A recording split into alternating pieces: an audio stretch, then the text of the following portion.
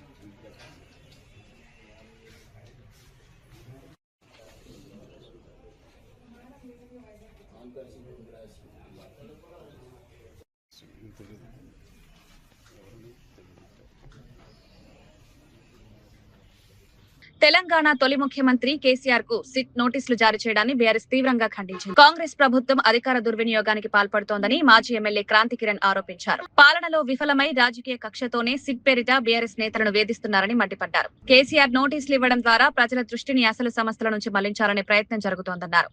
ఇలాంటి రాజకీయ కక్ష సాధింపులకు ప్రజలే త్వరలో గుణపాఠం చెప్తారని హెచ్చరించారు. ప్రజాస్వామ్య విలువలను తుంగలో తొక్కే చర్యలకు తెలంగాణ ప్రజలు సహించరని బీఆర్ఎస్ నేతలు స్పష్టం చేశారు. అధికారులు మళ్ళీ విచారణ పేరుతో వేధించే ప్రయత్నం చేస్తున్నారు. ఫోన్ ట్యాపింగ్ సంబంధించి అధికారుల మాన్యువల్లో కానీ, దానికి సంబంధించిన టెలిగ్రాఫిక్ చట్టంలో కానీ కొన్ని ప్రొసీజర్స్ ఉన్నాయి. ఆ ప్రొసీజర్లో ఎక్కడ కూడా ముఖ్యమంత్రి అనుమతి కానీ, మంత్రి అనుమతి కానీ, వీళ్ళ ఇన్వాల్వ్మెంట్ కానీ ఎక్కడ కూడా లేదు. అధికారులే హోమ్ సెక్రటరీ పర్మిషన్తోనే ఫోన్ ట్యాపింగ్ చేసుకోవాల్సిన వ్యవహారం. అది ఎవరు చేస్తారు, ఎట్లా చేస్తారు అనేది అధికారుల మధ్య వాళ్ళు తీసుకున్న నిర్ణయం తప్పించి దీన్ని ఏదో ఒక రాజకీయ నిర్ణయంగా రుద్ది కేసీఆర్ గారిని, కేటీఆర్ గారిని, హరీష్ రావు గారిని, సంతోష్ గారిని ఇట్లా మొత్తం టీఆర్ఎస్ పార్టీ ఇరికిచ్చే ప్రయత్నం చేస్తున్నారు. దీన్ని మేము తీవ్రంగా ఖండిస్తున్నాం. మీ అప్రజాస్వామిక చర్యల్ని, మీ నియంత్రిత పోకడలకు త్వరలో ప్రజలు అడ్డుకట్ట వేస్తారు. మీ విధానాల్ని మార్చుకోండి, ప్రజలకు పనికొచ్చే పనులు చేయండి, ఇచ్చిన హామీల్ని నెరవేర్చండి. ఎక్కడైతే ప్రజలకు ఉపయోగపడే పనులు జరుగుతున్నాయో అక్కడ తీవ్రమైన అవినీతి జరుగుతుంది. ఆ అవినీతి మీద దృష్టి పెట్టండి. అవన్నీ దృష్టి మలచడానికి ఈ సిట్ అని చెప్పి, ఫోన్ ట్యాపింగ్ అని, ఇంకోటని కేసులు తీసుకొచ్చి అనవసరమైన రాద్ధాంతం చేసుకుంటూ తెలంగాణలో ఒక వాతావరణాన్ని, కలుషితమైన వాతావరణాన్ని సృష్టించే ప్రయత్నాన్ని రేవంత్ రెడ్డి గారు చేస్తున్నట్టు కనిపిస్తుంది. ఈ పద్ధతి మానుకోవాలని చెప్పి ఇంకోసారి సిట్ కానీ ఇంకెవరు కానీ మీరెవరైనా సరే కేసీఆర్ గారు జోలికి వస్తే తెలంగాణ ప్రజలు ఊరుకోరన్న విషయాన్ని మీరు గుర్తించాలని హెచ్చరిస్తున్నాను. మెదక్ జిల్లాలో కాంగ్రెస్ ప్రభుత్వ విధానాలపై మాజీ మంత్రి ఎమ్మెల్యే హరీష్ రావు తీవ్ర విమర్శలు గుప్పించారు. రైతులకు సాగునీరు నిలిపివేసి బీర్ ఫ్యాక్టరీలకు మాత్రం నిరంతరంగా నీళ్లందిస్తున్నారని ఆరోపించారు. సింగూర్ ప్రాజెక్టులో నీటి మట్టం తక్కువగా ఉందని చెప్తున్న ప్రభుత్వం అదే సమయంలో బీర్ ఫ్యాక్టరీలకు నీళ్లు ఎక్కడి నుంచి వస్తున్నాయో సమాధానం చెప్పాలని ప్రశ్నించారు. సాగునీరు లేక రైతులు ఇబ్బందులు పడుతుంటే పరిశ్రమలకు ప్రాధాన్యం ఇవ్వడం అన్యాయమన్నారు. రైతుల సమస్యలను వెంటనే పరిష్కరించకపోతే ఉద్యమాలకు దిగాల్సి వస్తుందని స్పష్టం చేశారు. ఇవాళ రైతుల మీద ఈ ప్రభుత్వానికి లేకుండా పోయింది. రైతులంటే చిన్న చూపు. రైతులకు ఎరువులు దొరికాయి, రైతులకు బోనస్ పైసలు పడాయి, రైతులకు రైతు భరోసా రాదు, రైతులకు బీర్ ఫ్యాక్టరీలకు నీళ్లు ఇచ్చి రైతుల పంటలు ఎండబెడతారు. ఇదేనా రైతుల మీద మీకున్న ప్రేమ? రైతులకు పోయిన యాసంగిలో మొన్న వర్షాకాలంలో అకాల వర్షాలు పడి వడగళ్ల వానబడి పంట నష్టం జరిగింది. 10,000 ఇస్తామని ముఖ్యమంత్రి హెలికాప్టర్లు వచ్చి చెప్పిపోయిండు. 10 పైసలు వల్లే ఇప్పటిదాకా ఏడాది అయిపోయింది. ముఖ్యమంత్రి గారు ఇక రేపే ఇస్తున్నా అని చెప్పినావు నువ్వు. పోయిన యాసంగి రాళ్ల వాన పడ్డ పైసలు, పోయిన యాసంగిలో అకాల వర్షాల వల్ల పడ్డ పైసలు గాని, మొన్న వచ్చిన తుఫాన్లో జరిగిన నష్టానికి అటు వరి చేన్లు గాని, పండ్ల తోటలు గాని, ఇతర పంటలు నష్టపోయిన రైతులకు ఒక్క పైసా కూడా ఈ ప్రభుత్వం సాయం చేయలేదు. మీరు బడా కాంట్రాక్టర్లకు బిల్లులు ఇస్తున్నారు, కమిషన్లు వచ్చే కాడ పైసలు రిలీజ్ చేస్తున్నారు. రైతులంటేనే మీకు ఎందుకు అంత మొండి చేయి చూపుతున్నారు? రైతుల మీద ఎందుకంత నిర్లక్ష్యమో అని నేను అడుగుతా ఉన్నా.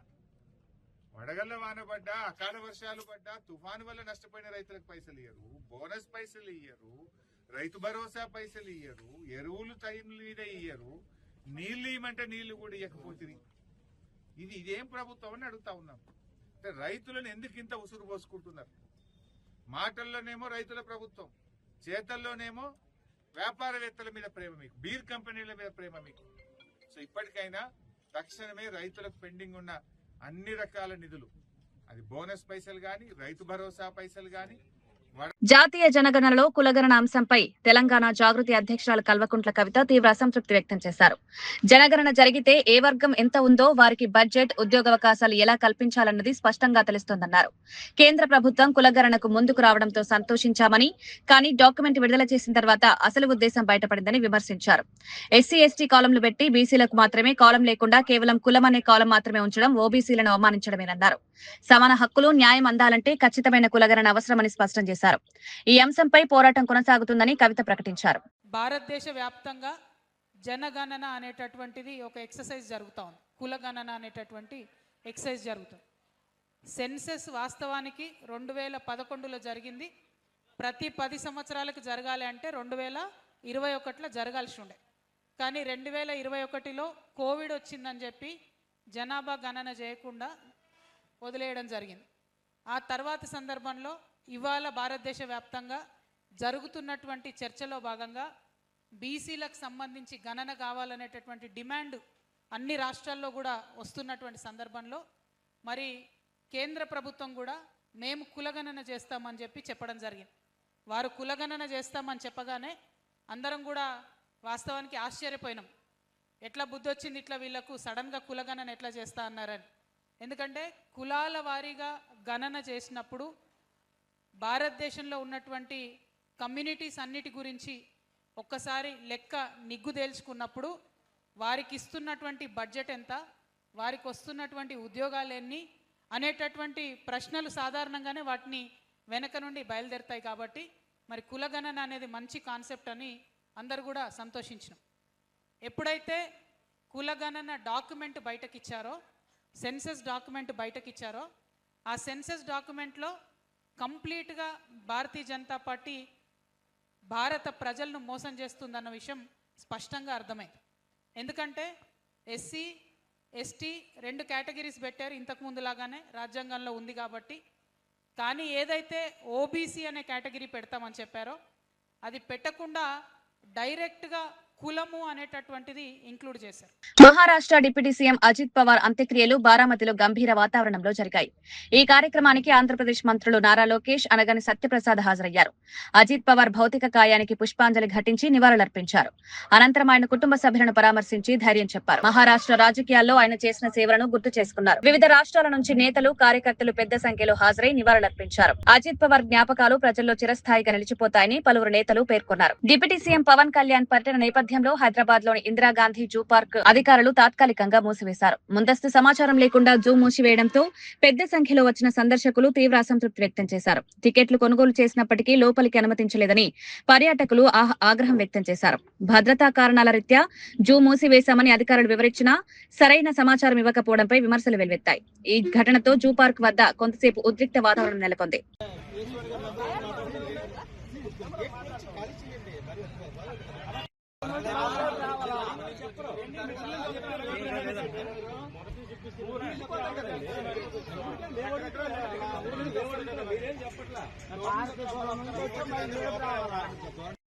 అతను మళ్ళీ ఇక్కడికి వస్తారు, ఏ టైం వస్తారో చెప్పలేము. ఈ పిల్లలతో మేము తెల్లవారుసరికి వచ్చాము 9:30 అప్పుడు అనుకోండి. యాక్చువల్గా లేదనుకోండి ఫోటో పెట్టిస్తాం కదా క్లోజ్ అని. మీరు కంప్యూటర్ టికెట్ ఏదంటే అడల్ పెట్టి కొడతారు, అమౌంట్ కొట్టరు. అడల్ కొడితే 70 రూపీస్ వస్తారు. అది ఆఫ్ అలా రాదు. కొన్ని సార్ పని చేయండి, పని చేయండి. మీరు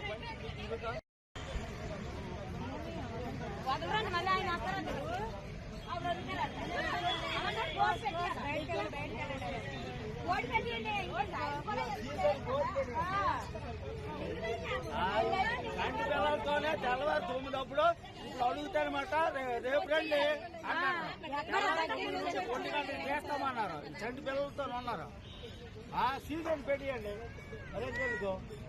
మేడారం సమ్మక్క సారక్క మహాజాతరను జాతీయ పండుగగా గుర్తించాలని మంత్రి పొంగిరెడ్డి శ్రీనివాసరెడ్డి డిమాండ్ చేశారు. జాతర సందర్భంగా ఏర్పాటు చేసిన పత్రికా సమావేశంలో ఆయన ఈ అంశాన్ని ప్రస్తావించారు. గిరిజనుల ఆత్మగౌరవానికి ప్రతీకగా నిలిచిన ఈ మహాజాతరను మరో కుంభమేళాగా ఆయన అభివర్ణించారు. కేంద్ర మంత్రుల పర్యటనతో ఈ డిమాండ్ త్వరలోనే సాకారమవుతుందన్న ఆశాభావాన్ని వ్యక్తం చేశారు. జాతర నిర్వహణలో అంకితభావంతో పనిచేస్తున్న అధికారులు, సిబ్బంది, సహకరిస్తున్న మీడియాకు కృతజ్ఞతలు తెలిపారు.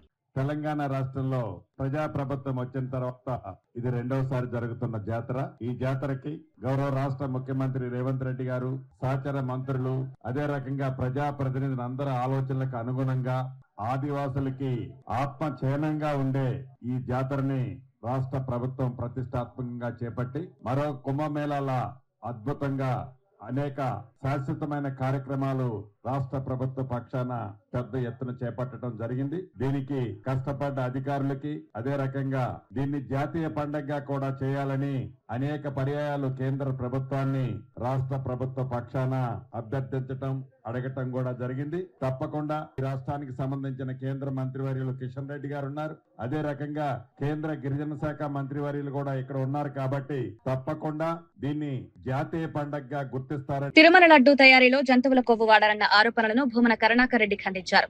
సిట్ ఇచ్చిన నివేదికలో ఎక్కడా జంతు కొవ్వు లేదని స్పష్టంగా పేర్కొన్నట్లు తెలిపారు. సుప్రీంకోర్టులో సీబీఐ విచారణకు పిటిషన్ వేసింది కూడా వైవి సుబ్బారెడ్డి అని గుర్తు చేశారు. 2019 నుంచి 24 వరకు సీబీఐ విచారణ జరిపి ఎలాంటి కల్తీ లేదని నిర్ధారించిందని తెలిపారు. ఆధారాలు లేకుండా చేస్తున్న ఆరోపణలు అనవసరమైన వివాదాలకు దారితీస్తున్నాయన్నారు. తిరుమల దేవస్థానం పవిత్రతను కాపాడాల్సిన బాధ్యత అందరిదని స్పష్టం చేశారు.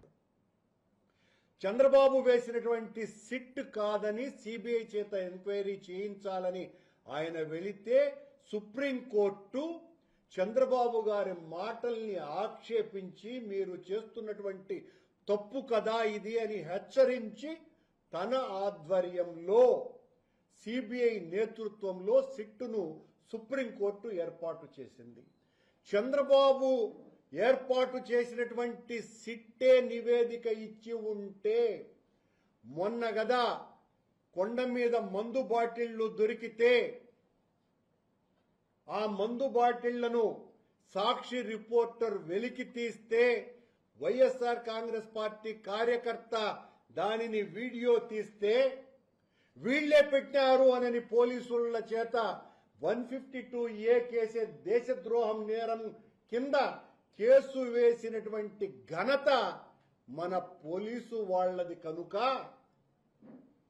సుప్రీంకోర్టు సిబిఐని వేసింది. మాజీ సీఎం కేసీఆర్ కు సిట్ నోటీసులు జారీ చేయడంపై కాంగ్రెస్ ఎంపీ మల్లు రవి స్పందించారు.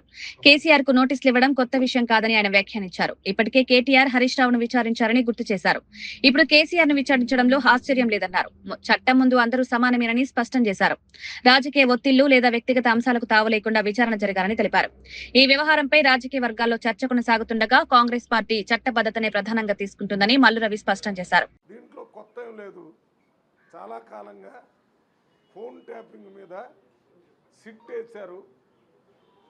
స్పెషల్ ఇన్వెస్టిగేషన్ టీమ్ అంటే సిట్. పోలీసులు ఆ ఫోన్ ట్యాపింగ్ మీద వచ్చినటువంటి కంప్లైంట్స్ అన్నిటినీ ఎంక్వైరీ చేయడానికి నిన్న మొన్న హరీష్ రావుని పిలిచారు, కేటీఆర్ని పిలిచారు. ఇప్పుడు కేసీఆర్కి కూడా నోటీస్ ఇస్తారు. చట్టం ముందు ఎవరు పెద్ద కాదు, ఎవరు చిన్న కాదు, అందరూ సమానం. మరి ఆనాడు ముఖ్యమంత్రిగా ఉన్నటువంటి వ్యక్తి కేసీఆర్ గారు ఆయన యొక్క అనుమతితోనే ఈ ఫోన్ ట్యాపింగ్ జరిగిందనేది అందరూ చెప్తున్నటువంటి ఇన్ఫర్మేషన్. దాన్ని బట్టే కేసీఆర్ గారికి ఇప్పుడు నోటీసులు ఇచ్చారు. వారు కూడా వచ్చి వారి అభిప్రాయాన్ని, వారు అడిగిన ప్రశ్నలకు సమాధానం చెప్తే తదుపరి చర్య తీసుకోవడం జరిగింది. జనాభాలో బీసీ వాటా ఎంతుందో అంతే స్థాయిలో వారికి హక్కులు కల్పించాలని పీఓడబ్ల్యూ నాయకురాలు సంధ్య పేర్కొన్నారు. బీసీలకు న్యాయం జరగాలంటే నిష్పాక్షిక ధోరణితో పోరాటం చేయాల్సిన అవసరం ఉందన్నారు. రాజ్యాధికారం అన్నది కొద్ది వర్గాలకు పరిమితం కాకుండా అన్ని వర్గాలకు దక్కేలా వ్యవస్థ మారాలని ఆమె అభిప్రాయపడ్డారు. బీసీల సమస్యలను విస్మరించడం వల్ల అసమానతలు మరింత పెరుగుతున్నాయని ఆందోళన వ్యక్తం చేశారు. సమాన అవకాశాల సముచిత ప్రాధాన్యం లభిస్తేనే సమాజం సమతుల్యంగా అభివృద్ధి చెందుతుందన్నారు. ఈ అంశంపై ప్రజల్లో అవగాహన పెంచాల్సిన అవసరం ఉందని ఆమె స్పష్టం చేశారు. ఎంపీనో ఒక పదవి ఇస్తే ఆ సమస్య పక్కకి వెళ్ళిపోతుంది. ఎంత అన్యాయం, ఎన్ని ధర్నాలు, ఎన్ని పోరాటాలు జరిగినాయి. కానీ ఇవాళ ఆ సమస్యని ఎవ్వరొచ్చినా పక్కన పడేసే ధైర్యం, అది బీజేపీనా కాంగ్రెసా మరే పార్టీ అయినా పక్కన పడేసే ధైర్యం ఎక్కడి నుంచి చేశారంటే, ఎవరు ఈ డిమాండ్ను ముందుకు తెచ్చినా అది తమ ప్రయోజనాల కోసమే అనేదిగా మారింది. కాబట్టి ఈ స్థితిలో నేను చెప్పదలుచుకుంది ఏంటంటే, 96లోనే మీ అందరికీ కూడా నేను స్పష్టంగా చెప్పదలుచుకున్నా, 96లో ప్రగతిశీల మహిళా సంఘం మహిళా రిజర్వేషన్ బిల్లు పార్లమెంట్లో ప్రవేశపెడితే Deve Gowda government OBC minority సవరణతో bill పెట్టాలని ఈ దేశంలోనే మొట్టమొదటిసారిగా డిమాండ్ చేసిన సంఘం మా ప్రగతిశీల మహిళా సంఘం. ఆ రోజు యథాతథం అని చెప్పి ఈ రాష్ట్రంలో ఉన్న మహిళా సంఘాల ఐక్య కార్యాచరణ చేస్తే, మళ్ళీ స్వరాజ్యం లాంటి వాళ్ళు, గుజ్జుల సరళాదేవి లాంటి వాళ్ళు చాలా పెద్దవాళ్ళు ఉన్నారు అందులో. యథాతథం ముందు రానివ్వవే, బిల్లు రాని. పెద్ద ఆవిడ మల్లి స్వరాజ్యం నాతో అన్నారు, ముందు ఆ బిల్లును రాని, అట్లా నువ్వు అడ్డుపడితే ఎట్లా అంటే మేము బాయ్కాట్ చేశాం. 96లో యథాతథం కాదు, గీతా ముఖర్జీ ఆ బిల్లుని డ్రాఫ్ట్ చేస్తూ, ఆ బిల్లు వెనుక కూడా 95లో 4th వరల్డ్ ఉమెన్స్ కాన్ఫరెన్స్ జరిగింది బీజింగ్లో. అక్కడ మేము నిర్ణయాధికారంలో సమభాగస్వామ్యం ఎజెండాకి తెస్తే, ఆనాటి మానవ వనరుల మంత్రి మాధవరావు సింధియా ఇండియా టీంని హెడ్ చేశారు. దీన్ని మనం పోస్ట్ బీజింగ్ కాన్ఫరెన్స్లో చర్చిద్దామన్నారు. చాలా గొడవ చేసినాం మేము బీజింగ్లో. అయితే పోస్ట్ బీజింగ్ కాన్ఫరెన్స్లో నిజంగానే ఈ అంశం వచ్చింది. సెలెక్ట్ కమిటీని వేశారు గీతా ముఖర్జీని. ఆమె బిల్లు ప్రవేశపెట్టారు. ఆమె బిల్లుని డ్రాఫ్ట్ని ఫైనల్ చేశారు. ఆమె డ్రాఫ్ట్ ఫైనల్ చేస్తూ ఏమన్నారంటే, ఎస్సీ ఎస్టీ రిజర్వేషన్లు ఉన్నట్లే బీసీలకు రిజర్వేషన్లు ఉంటే మహిళలకి అందులో అవకాశం. విమాన ప్రమాదంలో మహారాష్ట్ర ఉప ముఖ్యమంత్రి అజిత్ పవార్ మృతి చెందిన విషయం రాష్ట్ర వ్యాప్తంగా తీవ్ర విషాదాన్ని నింపింది. ఆయన మృతదేహాన్ని చూసేందుకు బారామతిలో వేలాది కార్యకర్తలు, అభిమానులు తరలివచ్చారు. నేతను కోల్పోయిన బాధతో కార్యకర్తలు కన్నీరు మున్నరవుతూ భాగోద్వేగానికి లోనయ్యారు. అజిత్ పవార్ రాజకీయ జీవితంలో చూపిన దూకుడు, ప్రజలకు అందించిన సేవలు ఈ సందర్భంగా గుర్తు చేసుకున్నారు. ఈ ఘటన మహారాష్ట్ర రాజకీయాల్లో తీరని లోటుగా మారిందని పలువురు వ్యాఖ్యానించారు. నాయకుడిని కోల్పోయిన బాధతో శోకసంద్రంలో మునిగిన కార్యకర్తల దృశ్యాలు హృదయాలను కలిచివేశాయి.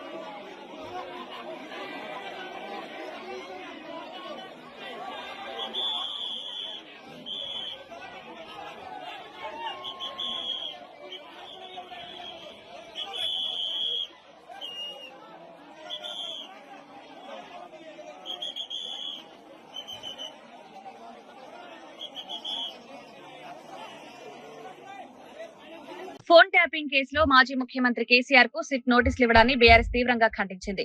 ఇది కాంగ్రెస్ ప్రభుత్వ దివాలా కోరుతనానికి నిదర్శనమని బీఆర్ఎస్ నేత క్రాంతి కిరణ్ విమర్శించారు. పరిపాలన చేతకాక రాజకీయ కక్షతోనే సిట్ పేరిట వేధింపులకు పాల్పడుతోందని ఆరోపించారు. ఇప్పటికే కేటీఆర్ హరీష్ రావును విచారించిన తర్వాత ఇప్పుడు కేసీఆర్ ను టార్గెట్ చేయడం ప్రతీకార రాజకీయాలకు నిదర్శనమన్నారు. ప్రజాస్వామ్య విలువలను కాలరాస్తూ రాజకీయ ప్రత్యర్థులను భయపెట్టే ప్రయత్నం చేస్తున్నారని మండిపడ్డారు. కాంగ్రెస్ ప్రభుత్వానికి ప్రజా సమస్యలపై దృష్టి లేదని, కేవలం రాజకీయ దాడులకే ప్రాధాన్యమిస్తోందని విమర్శించారు. ఇలాంటి పోకడలకు త్వరలో ప్రజలే గట్టిగా బుద్ధి చెప్తారని హెచ్చరించారు. పోలీసు అధికారులు ప్రభుత్వం అధికార దుర్వినియోగానికి ఇది పరాకాష్ట. గతంలో కేసీఆర్ గారు ఓ సందర్భంలో ఎవరో విలేకరులు ప్రశ్న అడిగినప్పుడు తన సమాధానం ఇవ్వడం జరిగింది. ఫోన్ ట్యాపింగ్ అన్నది మాకు సంబంధం ఏముంటుంది, అధికారులు చేస్తారా చేయరనే విషయం కూడా మాకు తెలియదు. కానీ దాన్ని నిష్పక్షపాతంగా విచారణ చేయాల్సిన అధికారులు మళ్లీ విచారణ పేరుతో వేధించే ప్రయత్నం చేస్తున్నారు. ఫోన్ ట్యాపింగ్ సంబంధించి అధికారుల మాన్యువల్లో కానీ, దానికి సంబంధించిన టెలిగ్రాఫిక్ చట్టంలో కానీ కొన్ని ప్రొసీజర్స్ ఉన్నాయి. ఆ ప్రొసీజర్లో ఎక్కడ కూడా ముఖ్యమంత్రి అనుమతి కానీ, మంత్రి అనుమతి కానీ, వీళ్ళ ఇన్వాల్వ్మెంట్ కానీ ఎక్కడ కూడా లేదు. అధికారులే హోమ్ సెక్రటరీ పర్మిషన్తోనే ఫోన్ ట్యాపింగ్ చేసుకోవాల్సిన వ్యవహారం. అది ఎవరు చేస్తారు, ఎట్లా చేస్తారు అనేది అధికారుల మధ్య వాళ్ళు తీసుకున్న నిర్ణయం తప్పించి దీన్ని ఏదో ఒక రాజకీయ నిర్ణయంగా రుద్ది కేటీఆర్ గారిని, హరీష్ రావు గారిని, సంతోష్ గారిని ఇట్లా మొత్తం టీఆర్ఎస్ పార్టీ ఇరికిచ్చే ప్రయత్నం చేస్తున్నారు. దీన్ని మేము తీవ్రంగా ఖండిస్తున్నాం. మీ అప్రజాస్వామిక చర్యల్ని, మీ నియంత్రిత పోకడలకు త్వరలో ప్రజలు అడ్డుకట్ట వేస్తారు. మీ విధానాల్ని మార్చుకోండి, ప్రజలకు పనికొచ్చే పనులు చేయండి, ఇచ్చిన హామీల్ని నెరవేర్చండి. ఎక్కడైతే ప్రజలకు ఉపయోగపడే పనులు జరుగుతున్నాయో అక్కడ తీవ్రమైన అవినీతి జరుగుతుంది. ఆ అవినీతి మీద దృష్టి పెట్టండి. అవన్నీ దృష్టి మలచడానికి ఈ సిట్ అని చెప్పి, ఫోన్ ట్యాపింగ్ అని, ఇంకోటని కేసులు తీసుకొచ్చి అనవసరమైన రాద్ధాంతం చేసుకుంటూ తెలంగాణలో ఒక కలుషితమైన వాతావరణాన్ని సృష్టించే ప్రయత్నాన్ని రేవంత్ రెడ్డి గారు చేస్తున్నట్టు కనిపిస్తుంది. ఈ పద్ధతి మానుకోవాలని చెప్పి ఇంకోసారి సిట్ గాని ఇంకెవరు తిరుమల లడ్డూ ప్రసాదం తయారీలో ఉపయోగించే నెయ్యి కల్తీ వ్యవహారంలో వైసీపీ నేతలు అడ్డంగా దొరికిపోయారని విజయనగరం ఎంపీ కలిశెట్టి అప్పలనాయుడు ఆరోపించారు. సిట్, సిబిఐ నివేదికలతో నిజాలు వెలుగులోకి వచ్చాయని తెలిపారు. కోట్లాది మంది భక్తుల మనోభావాలను దెబ్బతీసేలా అప్పటి వైసీపీ ప్రభుత్వం వ్యవహరించిందని విమర్శించారు. నెయ్యి సరఫరా నిబంధనలు సడలించడం వల్లే ఈ దారుణం జరిగిందన్నారు. బాధ్యులపై కఠిన చర్యలు తీసుకోవాలని డిమాండ్ చేశారు. భక్తుల విశ్వాసాన్ని దెబ్బతీసిన వారిని వదిలిపెట్టబోమని స్పష్టం చేశారు. ఈ అంశంపై ప్రజల్లో తీవ్ర ఆగ్రహం వ్యక్తం అవుతోందని తెలిపారు. గమనించవలసిన అవసరం ఉందని తెలియజేసుకుంటూ ఈరోజు ప్రజానీకానికి ఖచ్చితంగా వారు బహిరంగ క్షమాపణ చెప్పుకోవాలి. గౌరవ ముఖ్యమంత్రి చంద్రబాబు నాయుడు గారి ఆధ్వర్యంలో రాష్ట్రంలో అన్ని రంగాల్లో అభివృద్ధి జరుగుతున్న సమయంలో జగన్మోహన్ రెడ్డి ఈరోజు ఆయన చేస్తున్న అవాకచవాకులు మనం చూస్తున్నాం. బెంగళూరు ప్యాలెస్లో ఉండి తాడేపల్లి ప్యాలెస్కి అప్పుడప్పుడు వచ్చి ఈ రాష్ట్రానికి సంబంధించిన అంశాలని మళ్ళీ కలుషితం చేసి వెళ్ళిన సందర్భాలు ఉన్నాయి. కనీసం ఒక 10 రోజులు కంటిన్యూగా ఈ ఆంధ్రప్రదేశ్ రాష్ట్రంలో మీరు నివాసం ఉన్నారా? ఈ రాష్ట్రం కోసం మీకు తెలుసా? పారిశ్రామిక అభివృద్ధి జరగకూడదని మీకు అసూయ. అందుకే ఈరోజు అన్ని రకాలు చేస్తున్నాం. ఈరోజు పత్రికలు కూడా చూశాను, పాదయాత్ర స్టార్ట్ చేస్తాను, మళ్ళీ వస్తామని చెప్పి వాళ్ళు ఇబ్బంది పెట్టించి 5 సంవత్సరాల్లో ఎలాగోనో అధికారంలోకి వచ్చావు, సంపాదించావు. ఏ పరిస్థితుల్లో కూడా ఎన్ని సంవత్సరాలు కాదు, మీరు పాదయాత్ర కాదు, బొర్లుది రాష్ట్రం తిరిగినా ప్రజలు నమ్మే పరిస్థితులు లేరు. ఎట్టి పరిస్థితుల్లో జరగదు. ఫోన్ ట్యాపింగ్ అంశంపై టీపీసీసీ చీఫ్ మహేష్ కుమార్ గౌడ్ కీలక వ్యాఖ్యలు చేశారు. ఉద్యమ నాయకుడిగా కేసీఆర్ పై తనకు గౌరవం ఉందని పేర్కొంటూనే ఫోన్ ట్యాపింగ్ అత్యంత హేయమైన నేరమని స్పష్టం చేశారు. ఈ కేసులో దోషులెవరో తేలాల్సిన అవసరం ఉందన్నారు. చట్టం ముందు అందరూ సమానమేనని, ఎవరైనా తప్పు చేస్తే విచారణ తప్పదని తెలిపారు. ప్రజాస్వామ్యంలో వ్యక్తిగత స్వేచ్ఛకు భంగం కలిగించే చర్యలను సహించబోమన్నారు. నిజాలు బయటకు రావడం ద్వారా ప్రజల్లో నమ్మకం పెరుగుతుందని అభిప్రాయపడ్డారు. ఈ అంశంపై జరుగుతున్న రాజకీయ ఆరోపణలకు బదులుగా వాస్తవాలు మాట్లాడాలని ఆయన సూచించారు. కొంత పారదర్శకంగా వాస్తవాలు బయటకు వచ్చే అవకాశం ఉంటుంది. కానీ కేసీఆర్ కథలో మాట్లాడుతూ ఇంటెలిజెన్స్ ఆఫీసర్ అనేటువంటి ఉంటాడు, దానికి రోజు ఒక డైలీ బ్రీఫింగ్ ఇస్తాడు, దానికి సోర్స్కి నాకేం సంబంధం అనేది కేసీఆర్ చెప్పారు. కేసీఆర్ గారు ఆనాడు ముఖ్యమంత్రిగా ఉన్నారు. ముఖ్యమంత్రి గారి ప్రమేయమో లేక వారి కింద ఉన్నటువంటి ఇంపార్టెంట్ పోర్ట్ఫోలియో నిర్వహిస్తున్న మంత్రుల ప్రమేయమో లేకుండా అధికారులు అంత సాహసం చేసి ఫోన్ ట్యాపింగ్కు పాల్పడేటువంటి పరిస్థితులు ఉండవు. ఆనాడు ప్రభుత్వంలో ఒక నిర్ణయం తీసుకొని ఉంటేనే ఆ నిర్ణయం ప్రకారమే పోలీసు అధికారులు యాక్ట్ చేస్తున్నారని మేము అనుకుంటా ఉన్నాం. ఏదేమైనా సిట్ విచారణ సంపూర్ణంగా జరిగితే తప్ప వాస్తవాలు రావు. అంతవరకు ఎవరిని కూడా మేము దోషులు అనుకోలేము. వాస్తవాలు బయటికి రావాలి, ఈ విచారణ పరిపూర్ణంగా జరగాలి. అప్పుడు ప్రజలు కోరుకునే విధంగా వాస్తవాలు బయటకు రావాలి. కేవలం డైవర్షన్ పాలిటిక్స్ సార్. మా ఇది ఒక డైలీ సీరియల్ అనేది సార్ BJP ఎవరు ఉంటుంది, మీ BRS ఉంటుంది. బీజేపీ అన్నా టీఆర్ఎస్ నాయకులు ఎవరు ఏమన్నా ప్రజలు కోరుకుంటున్నది ఫోన్ ట్యాపింగ్ వ్యవహారంలో వాస్తవాలు బయటికి రావాలని. ఆ దశగానే మా ప్రభుత్వం కూడా సిట్ విచారణ వేసింది. సిట్ వారి పరిధిలో వారు విచారణ చేస్తూ ఉన్నారు. ఇప్పుడు 2.5 ఏళ్ల తర్వాత ఇంకా రాజకీయ కక్ష అనే అంశం ఎక్కడికి వస్తుంది? దీంట్లో ఎవరి మీద కూడా రాజకీయ కక్ష లేదు, రాజకీయ దురుద్దేశం లేదు. మేము కోరుకునేలా వాస్తవాలు బయటికి రావాలి. తన తల్లి పుట్టినరోజు సందర్భంగా AP deputy CM Pawan Kalyan భావోద్వేగ నిర్ణయం తీసుకున్నారు. ఈ సందర్భంగా 2 జిరాఫీలను దత్తత తీసుకున్నట్లు ప్రకటించారు. ప్రకృతి జీవ జంతువుల పట్ల తనకున్న ప్రేమను ఈ చర్య ద్వారా వ్యక్తం చేశారు. జూ అభివృద్ధి, జంతు సంరక్షణకు ఈ దత్తత ఉపయోగపడుతుందని తెలిపారు. సామాజిక బాధ్యతతో పాటు పర్యావరణ పరిరక్షణ కూడా ప్రతి ఒక్కరి బాధ్యతేనని పవన్ కళ్యాణ్ సందేశం ఇచ్చారు. తన తల్లి ఆశీస్సులతో ఈ నిర్ణయం తీసుకున్నారని పేర్కొన్నారు. రాజకీయాలకు అతీతంగా మానవీయ కోణంతో చేసిన ఈ చర్య మంచి ఆదర్శంగా నిలుస్తోందని పలువురు అభిప్రాయపడుతున్నారు. సో అలా తీసుకుని వెళ్తుంటే ఒకసారి మనం ఒక హైటీలా పెట్టుకుందాం, మనం వాళ్ళని ఎకనాలజీ చేద్దాం, రెస్పెక్ట్ చేద్దాం అని చెప్పే ప్రాసెస్లో అదే నాకు ఇప్పుడు గుర్తు చేస్తూ ఉన్నారు హైర్ అఫీషియల్స్ అంతా. సో ఈరోజు మా అమ్మ పుట్టినరోజు కాబట్టి ప్రత్యేకంగా యాదృచ్ఛికంగా జరిగింది. నా కోరిక ఏంటంటే చాలా కాలం ఒక యానిమల్స్ని అడాప్ట్ చేసుకుంటుంటే మా ఇంట్లో కూడా ఒక 4 ఉంటాయి కుక్కలు, పెంపుడు కుక్కలు ఉంటాయి మా ఇంట్లో. సో అంటే నా కుటుంబ సభ్యులు, నా పిల్లలు కానీ, నా భార్య అందరూ చాలా దీన్ని జంతు సంరక్షణ చాలా ప్రత్యేకించి శ్రద్ధ పెడతారు. అలాగే ప్రత్యేకించి మా అమ్మగారి పుట్టినరోజు అవ్వటం వల్ల నాకేమనిపించిందంటే చెప్పడమే కాదు, ఎదుటి వాళ్ళకి నేను కూడా చేయాలని నిర్ణయించుకున్నాను. అందుకని మా అమ్మగారి పుట్టినరోజు సందర్భంగా ఈ 2 కనిపిస్తున్న అజిరాఫీని దాకా తిండి పెట్టిన అజిరాఫీని వీటిని మా అమ్మగారి పేరు మీద వీటిని అడాప్ట్ చేసుకుని సంవత్సరానికి 2 జిరాఫీని అడాప్ట్ చేసుకొని వాటికి ఎంత అయితే మనీ కావాలో వాటిని వెంటనే క్లియర్ చేస్తాను తెలియజేసుకుంటూ, ఇది ప్రతి ఒక్కరూ కూడా అది జంతు సంరక్షణలో ప్రత్యేకించి జూస్లో కానీ ఇంకా జూ బయట కానీ జంతు సంరక్షణకి అందరం మన వంతు కృషి చేద్దాం తెలియజేసుకుంటాం. Thank you. వార్తలు ముగించే ముందు ముఖ్యాంశాలు మరోసారి. అజిత్ పవార్ అంత్యక్రియలకు ఏపీ మంత్రులు. బారామతిలో అజిత్ పవార్ అంత్యక్రియలు నివాళులర్పించిన నారా లోకేష్. అంత్యక్రియలకు హాజరైన అనగాని కృష్ణదేవరాయలు, మాగుంట. రైతులకు నీళ్లు లేవు, బీర్ ఫ్యాక్టరీలకు ఫుల్ సప్లై అంటూ హరీష్ రావు. సింగూరు నీరు ఎవరి కోసం అంటూ హరీష్ రావు ప్రశ్న. కాంగ్రెస్ రైతుల కంటే ఫ్యాక్టరీలే ముఖ్యమని వెల్లడి. సాగునీరు ఇవ్వకపోతే ఉద్యమాలు తప్పవని హెచ్చరిక. లడ్డూలో జంతు కొవ్వు లేదని భూమన కరుణాకర్ రెడ్డి. సిట్, సిబిఐ నివేదికలతో నిజాలు వెలుగులోకి వచ్చాయని వెల్లడి. తప్పుడు ప్రచారాలతో భక్తుల మనోభావాలపై దాడి. తిరుమల పవిత్రత కాపాడాల్సిన బాధ్యత అందరిది అని వ్యాఖ్య.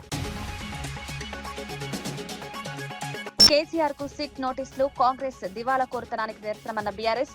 ప్రతీకార రాజకీయాలకే రేవంత్ ప్రభుత్వం ఉందన్న నేతలు. ప్రజాస్వామ్య విలువలపై దాడి జరుగుతోందని వ్యాఖ్య. ప్రజలే త్వరలో తగిన బుద్ధి చెప్తారని వెల్లడి. కేసీఆర్ కు సిట్ నోటీసులపై మహేష్ గౌడ్ స్పందన. బాధితులకు శిక్ష పడాల్సిందేనన్న వ్యాఖ్య. కేసీఆర్ పై తమకు గౌరవం ఉందన్న మహేష్ గౌడ్. విచారణ పారదర్శకంగా జరుగుతోందని వ్యాఖ్య. పూర్తి స్థాయిలో విచారణ జరిగితేనే వాస్తవాలు వెలుగులోకి వస్తాయన్న మహేష్.